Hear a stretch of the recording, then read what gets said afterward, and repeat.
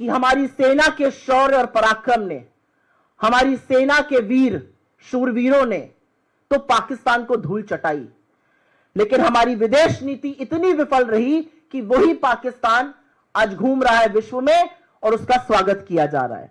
और इसका कारण यह है कि जिस विदेश नीति का एकमात्र आधार, जिस विदेश नीति का सिंगल कॉर्नरस्टोन इस देश का राष्ट्रहित सर्वोपरि रखना होना चाहिए था, उसका सारा ध्येय, उसका सारा फोकस, उसका सारा लक्ष्य एक आदमी की छवि चमकाना और उनके मूल भक्तों से सस्ती ताली बजवाना है। और इसलिए हमारी विदेश नीति विफल हो रही है। सवाल आज यह भी है कि क्या हमारी माताओं के साथ, हमारी बहनों के सिंदूर के साथ सौदा किया गया? क्योंकि 11 बार अगर अमेरिकी राष्ट्रपति यह बात कह रहे हैं और बार बार यह कहने के बाद अमेरिका अपने कोर्ट में लिखित हलफनामे में, एफिडेविट में दे रहे हैं कि हमने ऐसा किया, रूस यह मानने को अगर आज तैयार है तो या तो सरकार खुलकर आए, नरेंद्र मोदी आज अपने भाषण में इसको गलत कहे, या हमें मानना पड़ेगा कि सिंदूर के सौदागर ने सिंदूर के साथ समझौता किया, सिंदूर का सौदा किया।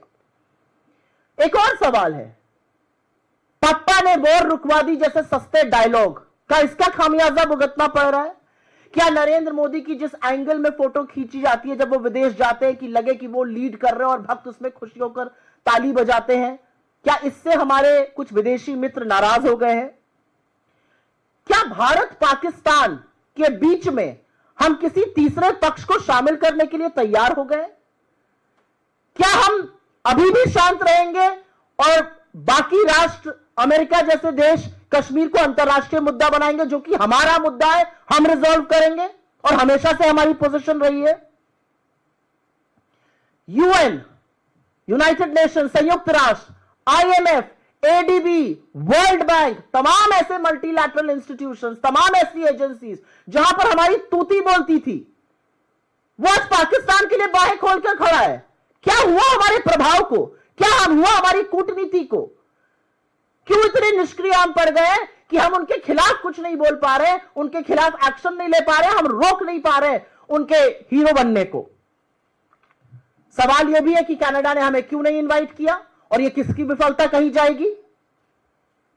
सवाल यह भी है कि हमारे डेलीगेशन गए, हम अपने राष्ट्र के लिए कितना नैरेटिव बना पाए, क्या माहौल बनाकर हम वापस आए हैं?